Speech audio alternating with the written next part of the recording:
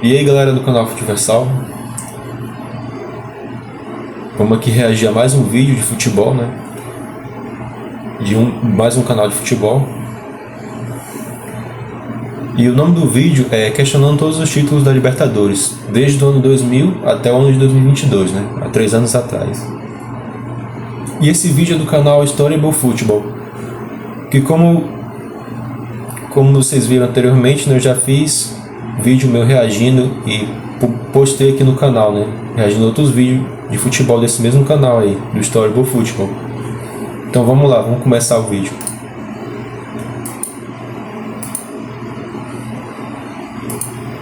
Olá, sejam muito bem-vindos a mais um vídeo. E nesse mês vamos questionar todos os títulos da Copa Libertadores de 2000 pra cá.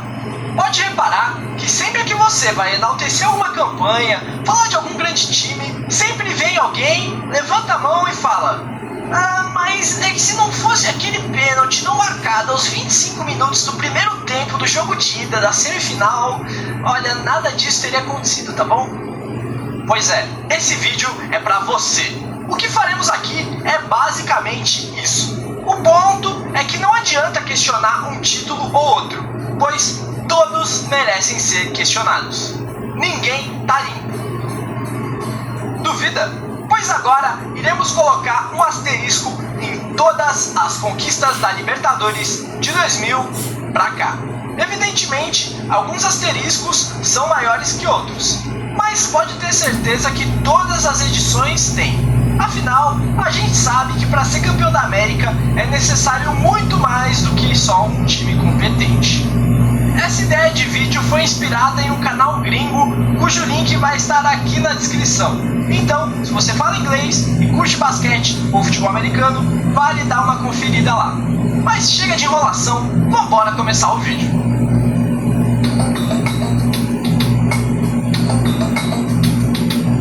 No ano de 2000, se encontravam na final o atual campeão Palmeiras contra o Boca Juniors, que retornava a uma decisão após 21 anos. No jogo de ida, na La Bombonera, empate em 2-2. Porém, no primeiro gol marcado pelo Boca, o atacante argentino estava em posição de impedimento, mas o bandeirinha aparentemente não viu. Pior que isso, foi no jogo da volta, no Morumbi, que ficou marcado por uma atuação horrível do árbitro, que não marcou 2 pênaltis claros para a equipe brasileira. Um deles sendo uma agressão do goleiro Córdoba ao atacante palmeirense. Com isso, o jogo terminou em 0-0 e foi para os pênaltis, onde o Boca se deu melhor. Um goleiro que deveria ter sido expulso, pegando 2 cobranças.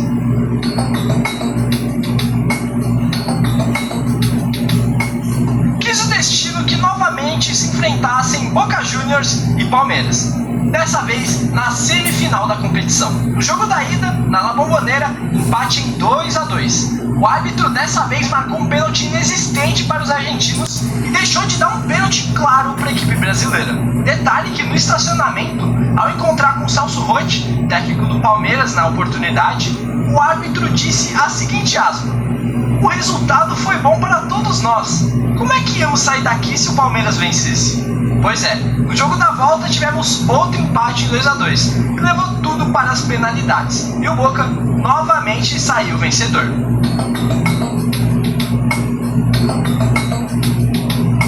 Em 2002, nas semifinais, o Olímpia enfrentava o Grêmio. No jogo da ida, vitória dos paraguaios por 3-2. Já na volta, no Olímpico, o Grêmio foi para cima e abriu o placar.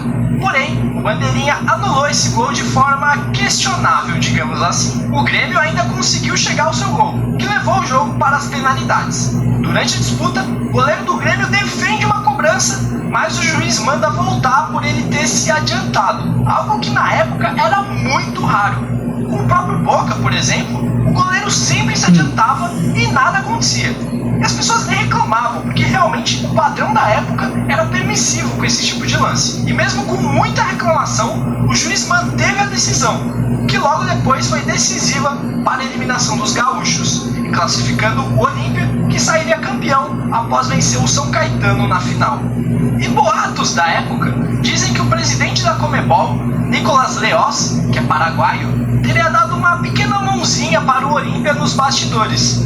Isso porque era centenário do clube e seria muito especial que eles conquistassem o tri naquela edição. Isso tudo é especulação, lógico, mas se tratando de Conmebol, eu não ficaria nem um pouco surpreso.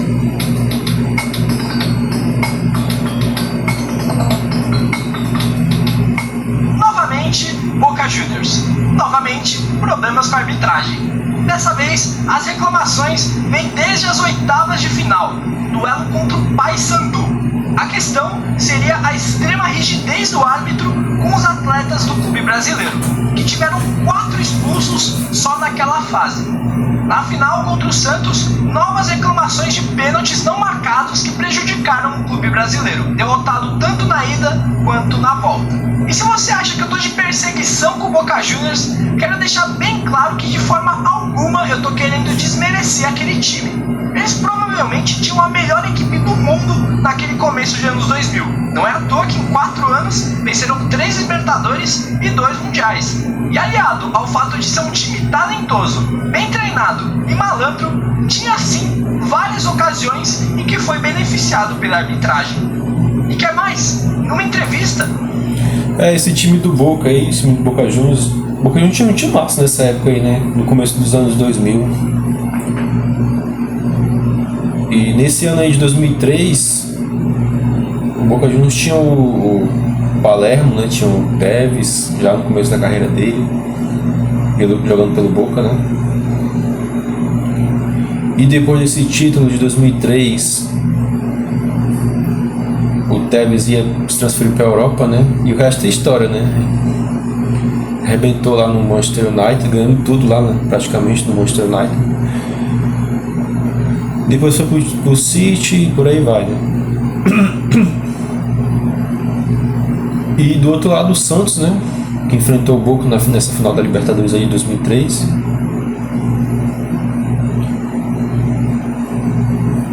O Santos tinha o Robinho e tinha o Diego, né? Já no começo da carreira, despontando, começando a se destacar.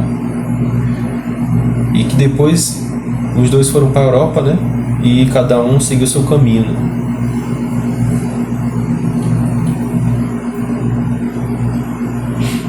O zagueiro que jogava pelo Boca na época confirmou que a força do Boca nos bastidores era muito importante para as conquistas do time. Admitiu que a arbitragem com frequência os favorecia e ainda citou um árbitro que apitou essa final de 2003 como sendo, abre aspas, um dos nossos. Mas calma que o Boca ainda vai aparecer bastante nesse vídeo.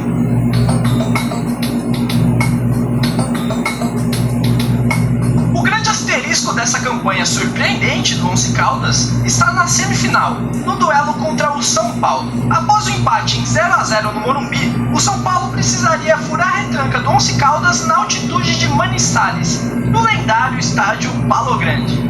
Quando a partida estava 1-1, o juiz ignorou um pontapé do goleiro do atacante são paulino fora da área. E para piorar, aos 45 do segundo tempo, o Once Caldas em sua estocada final surpreende e marca o gol da vitória. O problema é que o gol foi ilegal, estava impedido e muito impedido, mas o bandeirinha fingiu que não era com ele. E ainda por cima, o autor desse gol da vitória para os colombianos foi pego no exame antidoping pelo uso de cocaína, isso nas quartas de final, ou seja, antes desse jogo.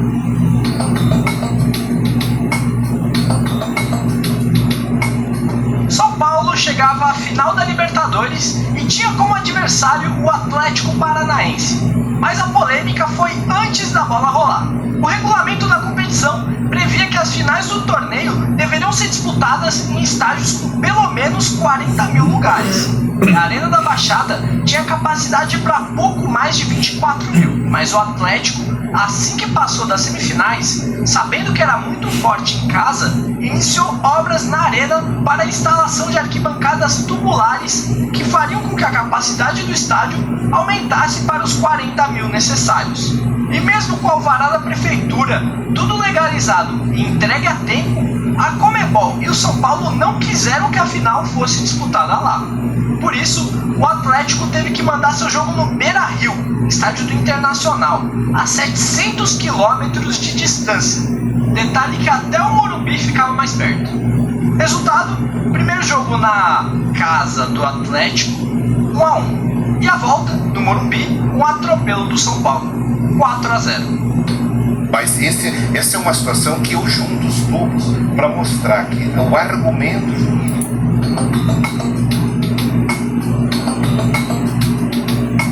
Nas oitavas de 2006, tivemos o duelo entre Nacional e Internacional. No jogo da ida, no Uruguai, terminou com vitória colorada por 2-1 e bastava segurar essa vantagem no Brasil para avançar. O time uruguaio veio para cima e logo aos 5 minutos já fez um gol, mas o bandeirinha de forma equivocada marcou impedimento. Como se não bastasse, o Nacional chegou novamente a um gol, aproveitando a falha do goleiro Klemer, mas o juiz viu uma falta ali para lá de discutível no goleiro e com isso o jogo terminou 0-0 e os brasileiros saíram classificados. Depois do jogo, o presidente do Inter admitiu que tinham sido beneficiados, mas lembrou do brasileiro de 2005, onde foi prejudicado, e disse que tinha sido apenas a vez deles de se beneficiar com o erro. Dessa Libertadores aí de 2006, eu não lembro muita coisa dela, eu lembro mais da final. Teve, desse time do Inter campeão, né, de 2006, teve o Clemens se destacando no gol do Inter, né, teve o Fernandão e o Rafael Sobis, né, que pra mim foi um grande destaque da final, né, aquela final do Inter contra São Paulo lá, que o Sobis arrebentou, fez gol e tudo. E o Rafael Sobis estava no começo da carreira dele, né, depois ele viria despontar. Ia jogar no Fluminense mais tarde, né. Depois ele ia voltar pro Inter, né? Mas aí mais na reta final já da carreira dele, né?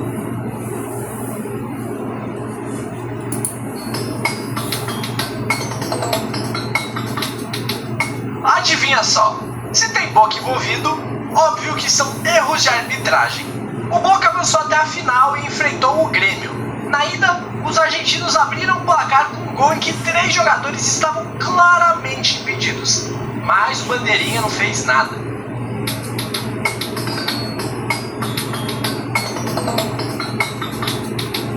Na emblemática final entre LDU e Fluminense, o asterisco fica por conta do pênalti claríssimo não dado ao Fluminense quando a partida estava 2-1. E mesmo com erro, o jogo ficou 3-1 e foi para os pênaltis, onde a LDU se deu melhor. Essa Libertadores de 2008, né? Eu lembro que foi uma das finais de Libertadores que eu mais torci para um time brasileiro, né? Tirando o time que eu torço, né? Que é o Palmeiras. Que a final da Libertadores aí desse ano de 2008 foi Fluminense e LDU, né? E eu torci muito pro Fluminense ganhar essa Libertadores aí. Infelizmente não deu, né? E até mesmo pelo contexto do jogo, né? Que eu fiquei triste depois, porque no jogo principal, né? Que era o jogo da volta, que era o jogo crucial lá pro título, né? O Fluminense ganhou esse jogo por 3-1 e ficou, assim, por um triz de conseguir reverter a vantagem, né, que ele sofreu da derrota do primeiro jogo. Ele ficou por um triz de reverter essa vantagem e ganhar a Libertadores, né, levantar o título, né. E acabou que ganhou de 3-1, mas não foi o suficiente, né, porque acabou levando a disputa para os pênaltis. E infelizmente aí o Fluminense acabou perdendo a disputa de pênaltis para a LDU, né. E a LDU acabou levantando a taça de campeão da Libertadores, né?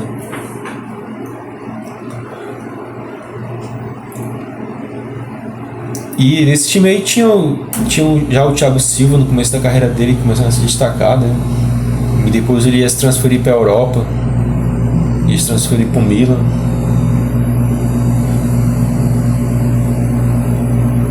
E tinha também tinha o Washington também, né? No ataque lá, o centroavante, o principal centroavante do Fluminense nessa época aí. E no gol da LDU tinha o Cevallos, né? Que brilhou lá na disputa de pênalti. Que deu o título para a LDU, né? Esse ano aí, nessa final da Libertadores aí de 2008.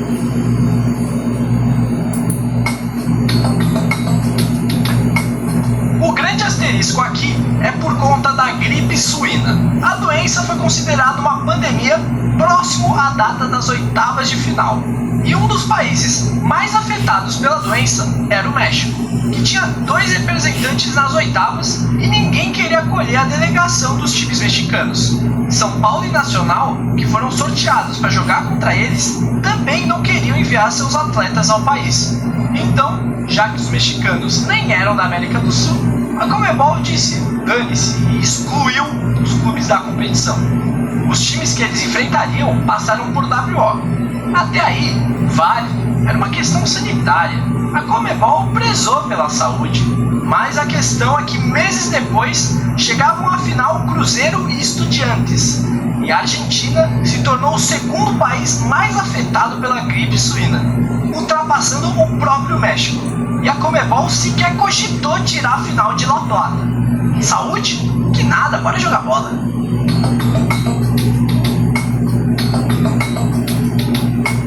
Lembra daqueles times que foram excluídos da competição em 2009? Pois é, a Conmebol decidiu colocar eles de volta na disputa, em 2010.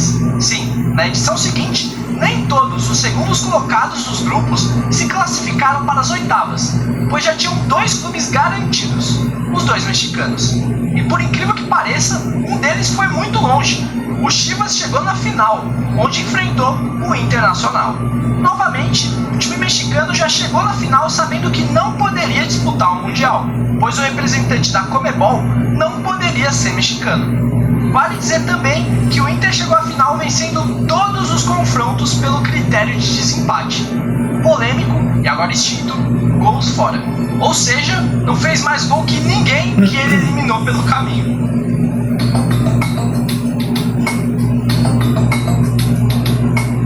A edição de 2011 ficou marcada pela incompetência dos brasileiros. Apenas um passou das oitavas de final. O caminho do campeão Santos só tem como asterisco a incomum facilidade. Ele passou em segundo lugar em um grupo com Cerro Porteño, Colo-Colo e Deportivo Táchira, e nos mata-matas passou por América do México, Once Caldas, Cerro Porteño e Peñarol.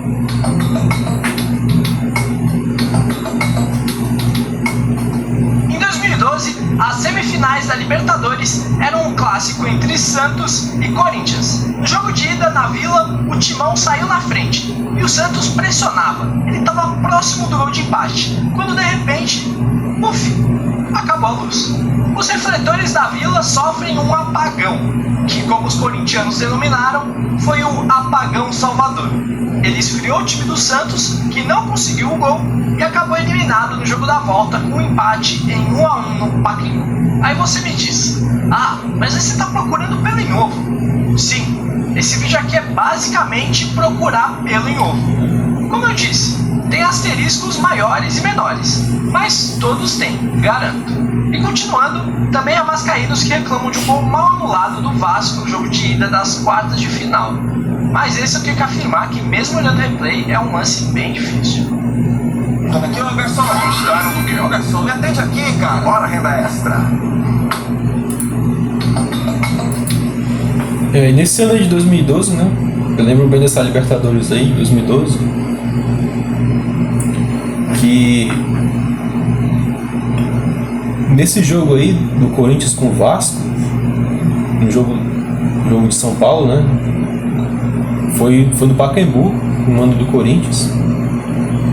E tem um lance que é lembrado até hoje, né? Que é o lance lá lança uma bola no ataque pro ataque do Vasco, né? E o Diego Souza fica sozinho. Ele fica cara a cara com o goleiro do Corinthians, o Cássio, né? Na época. E aí o Diego Souza fica cara a cara com o Cássio, e aí tem a maior chance do mundo para fazer o gol. E aí ele isola, ele chuta para fora.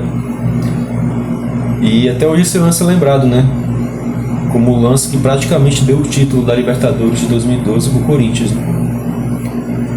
E depois desse mesmo jogo aí, mais tarde, o Corinthians fez o gol que seria o gol da classificação, né? Que foi, se eu não me engano, foi numa cobrança de escanteio, né? Que cobraram o escanteio, aí o Paulinho de cabeça fez o gol da vitória do Corinthians. O Corinthians terminou ganhando esse jogo aí de 1-0 contra o Vasco. E a final eu lembro bastante da final, né? Os dois jogos. tanto o primeiro jogo na Argentina contra o Boca Juniors, que foi 1-1, né? Que o gol do Corinthians foi o Romarinho que marcou. E no jogo da volta, né? Que eu lembro bastante também, foi no Pacaembu também, no jogo da volta, no Brasil, né? Que era o estádio do que o Corinthians mandava os jogos na época, né? E que só em 2014 o Corinthians passou a mandar os jogos lá na casa dele, no estádio dele, né? Que era a Arena Corinthians, né? Que é a Arena Corinthians até hoje, né? E aí nesse jogo aí do Pacaembu, jogo da volta da final da Libertadores contra o Boca Juniors, o Corinthians ganhou por 2-0 e foi 2 gols do Emerson Sheik, mano. E foi uma figuraça nesse jogo o Emerson Sheik, mano. Ele, além dele ter feito os 2 gols que deram o título pro Corinthians, ele provocou lá, ficou provocando o zagueiro do Boca Juniors lá. Foi uma figuraça o Emerson Sheik nesse jogo, ó. Ele incorporou o espírito da Libertadores nesse jogo aí.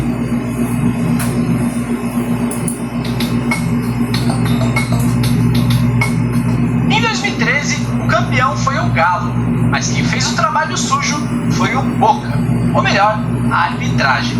O grande favorito daquele ano era o Corinthians, atual campeão da Libertadores e do Mundial. Nas oitavas, se deparou com o Boca Juniors para fazer a reedição da final do ano anterior. Na ida, o Corinthians perdeu por 1-0. E na volta, meus amigos, o que aconteceu no Pacaembu foi para mim o maior roubo da história da Libertadores. Sem mais nem menos. Eu não sei nem como representar isso aqui no vídeo. Se você nunca viu, pesquisa no YouTube e veja com seus próprios olhos. Dessa Libertadores de 2013 eu lembro bem, né? Eu lembro bastante dessa polêmica aí, né? Desse lance aí do jogo entre o Boca Juniors e o Corinthians, né? Em 2013.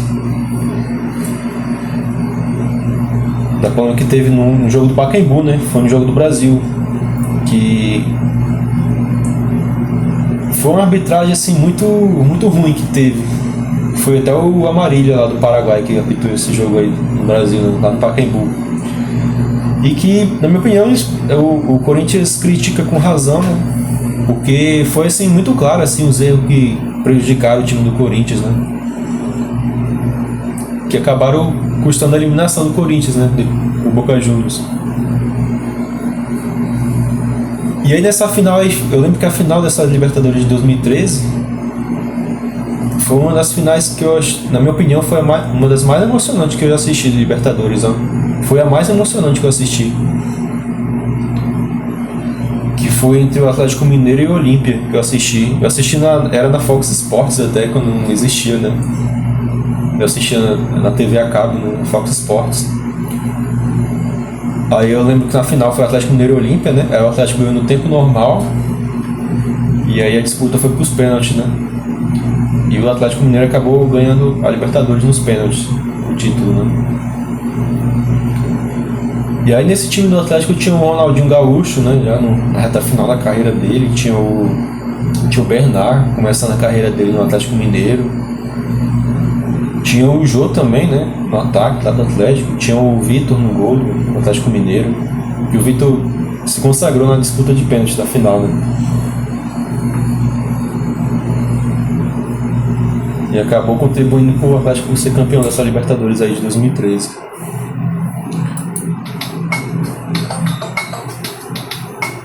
Essa daqui eu não preciso nem falar muita coisa. Simplesmente foi a Libertadores mais esquisita da história. Ela é tão atípica que eu tenho um vídeo especial falando só dela. Se você não viu, link na descrição ou clica aqui no card.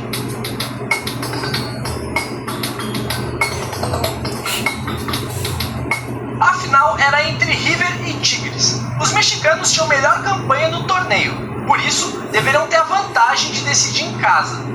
Mas, segundo o regulamento, a competição deveria ser encerrada necessariamente em solo sul-americano. E como vocês devem saber, o México não fica na América do Sul. Por isso, o River que decidiu em casa. E detalhe, 3 anos depois, a final da Libertadores foi na Espanha, por decisão única e exclusivamente da Conmebol. E olha, pelos meus conhecimentos geográficos, a Espanha não fica na América do Sul. Fora que novamente os mexicanos entraram em campo na final, sabendo que não poderiam disputar o Mundial por não ser um representante da Conmebol.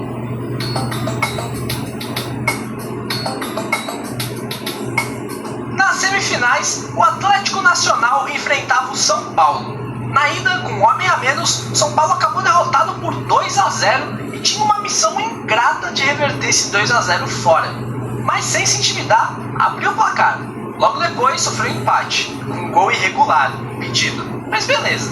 Ainda no primeiro tempo, o árbitro não deu um escandaloso pênalti em favor da equipe brasileira. E a cereja do bolo foi marcar um pênalti para o Atlético Nacional e expulsar 2 jogadores do São Paulo por reclamação. O São Paulo cogitou até se retirar do campo, mas não fez por medo de punições mais severas da Conmebol. Eu lembro que em 2016 o Atlético Nacional estava bem destacado, né, na América do Sul. Tinha ganhado a Libertadores, né? E tinha ido para a final da Sul-Americana, né? E enfrentar a Chapecoense na final. E aí esse jogo acabou nem acontecendo, né? Porque infelizmente aconteceu aquela fatalidade lá, né? Que teve aquela queda lá do avião com o time todo da Chapecoense morrendo praticamente, né? E só sobrevivendo quatro tripulantes daquele voo lá, né? E aí por conta disso, né, dessa tragédia que aconteceu da Chapecoense, o time do Atlético Nacional acabou se abdicando do título, né, da Copa Sul-Americana e entregando, meio que dando uma espécie de presente, né, e também fazendo um tipo de homenagem para Chapecoense também, né, por conta da tragédia que aconteceu, né, que nesse ano aí teve a queda 2016 teve a queda do avião da Chapecoense, que matou praticamente toda a delegação da Chapecoense, né? O time todo, praticamente o time todo, né?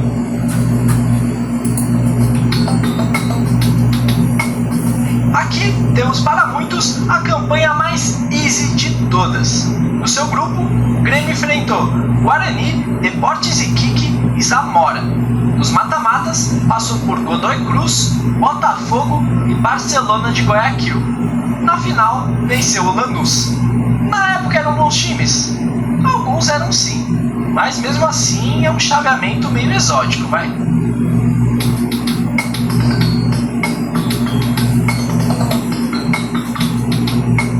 A Libertadores de 2018 provavelmente foi uma das, se não a mais polêmica da história.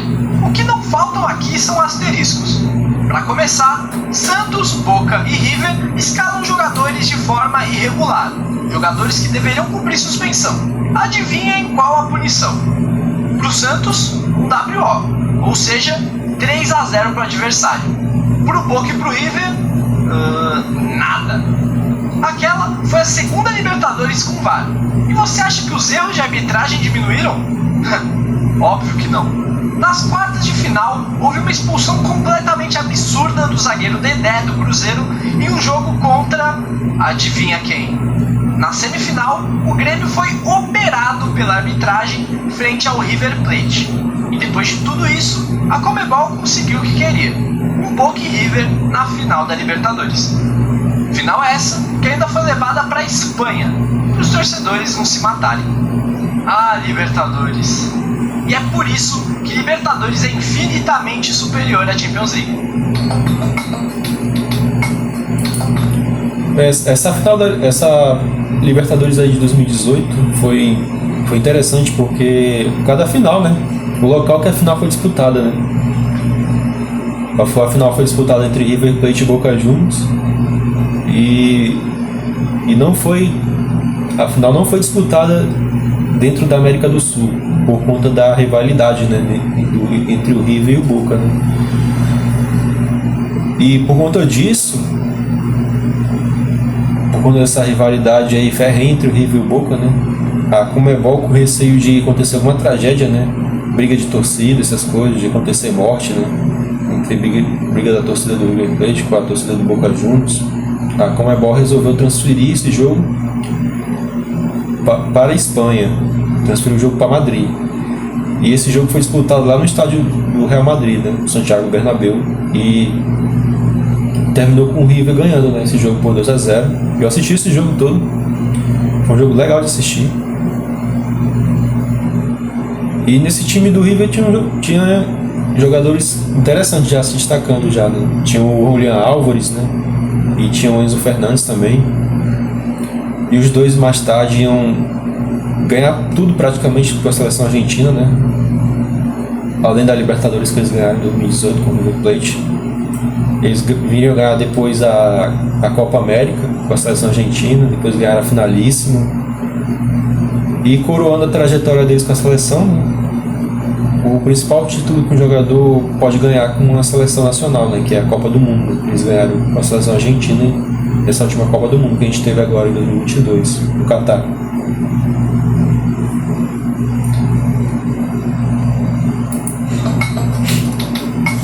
Nas oitavas de final, no duelo contra o Emelec, o Flamengo perdeu o jogo da ida no Equador por 2-0. Na volta no Maracanã, conseguiu repetir o resultado, mas a seu favor, o que levou à disputa para os pênaltis. E o asterisco está no polêmico pênalti que originou o primeiro gol rubro-negro, essencial na classificação e posteriormente para o título. Dessa Libertadores de 2019, eu lembro bem, né? Eu lembro principalmente da final, né? Que pra mim, na minha opinião, foi a segunda final de Libertadores mais emocionante da história que eu já assisti. Só perde para a final de 2013, né? Que pra mim foi a mais emocionante de todas. Que a final de 2019 foi entre Flamengo e River Plate, né? Foi lá em Lima, no Peru, foi no estádio neutro, né? Jogo único. Nessa época já começou, a Libertadores já passou a ser disputada a final já em jogo único, né? A final já passou a ser disputada em jogo único. E a final desse ano aí, 2019, foi lá em Lima, lá na capital do Peru. E eu lembro que o River fez um gol, né? Foi 1-0, aí depois na reta final do jogo, já no segundo tempo, o Flamengo empatou e virou os dois gols do Gabigol. E o Flamengo acabou sendo campeão dessa Libertadores aí, de 2019, né? E o Flamengo tinha um timaço, né? Jogava muita bola, né? E era treinado pelo Jorge Jesus, né, o time do Flamengo, né, nessa época aí, 2019. O Flamengo jogava bola e ganhou praticamente tudo que disputou em 2019, né? Brasileirão, o Flamengo ganhou o Brasileirão, ganhou a Libertadores em 2019, ganhou o Carioca em 2019, se eu não me engano, né?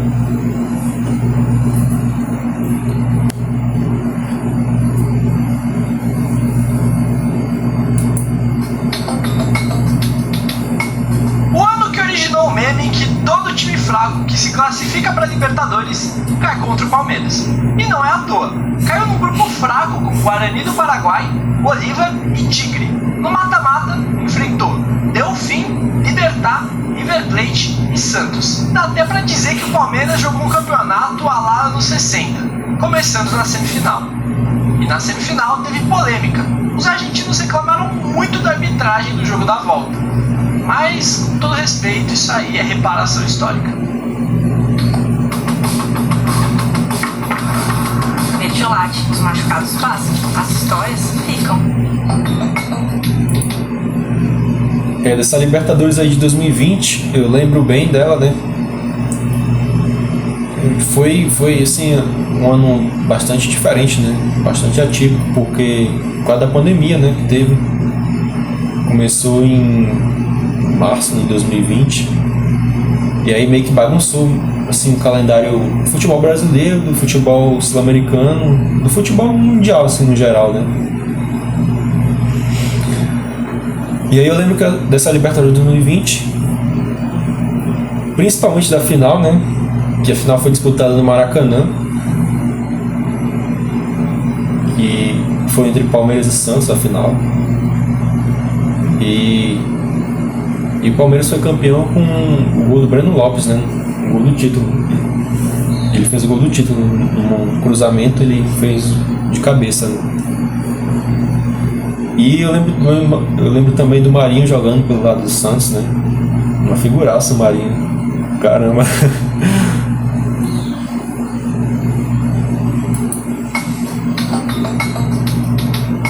No duelo das semifinais, Palmeiras e Atlético Mineiro, empate na ida em 0-0. Mas foi o Palmeiras que levou a melhor após empatar em Minas por 1-1 e avançar pelo já extinto gol fora. Mas o detalhe é que o jogador que estava no banco invade o campo no lance do gol alviverde. Vale ressaltar que ele não interfere em absolutamente nada no lance, sequer estava perto, mas gerou grande reclamação por parte dos atleticanos. Afinal, segundo a regra, se o jogador invade o campo e sai um gol, o gol deve ser anulado, mesmo que o jogador não tenha interferido em nada.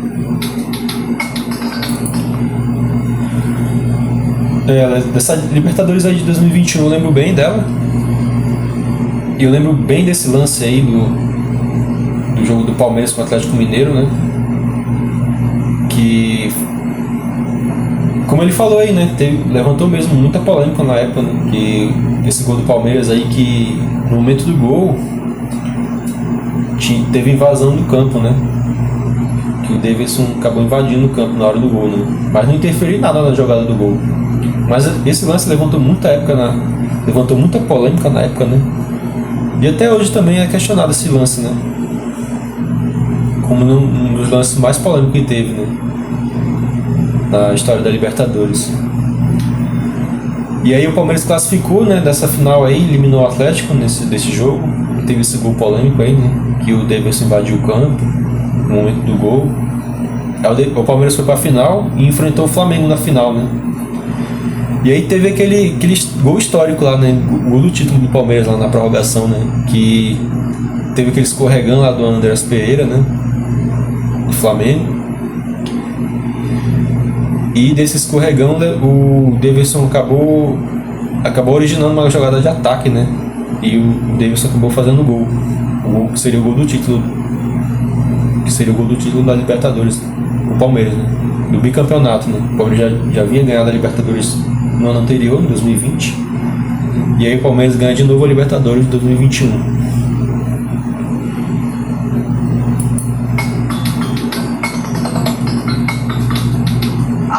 Cada vez se dá no jogo da ida das quartas de final entre Corinthians e Flamengo, onde o Flamengo abre o placar em um lance polêmico que envolve um toque no braço do jogador rubro-negro. Entre os especialistas, há um consenso de que o lance é legal, porque quem finaliza não é o jogador que toca com o braço.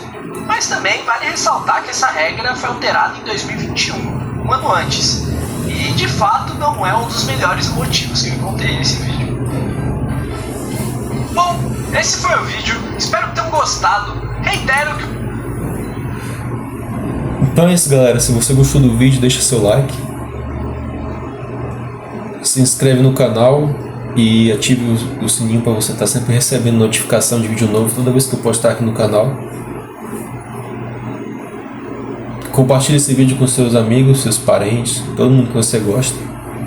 E deixa aqui nos comentários qual é o lance que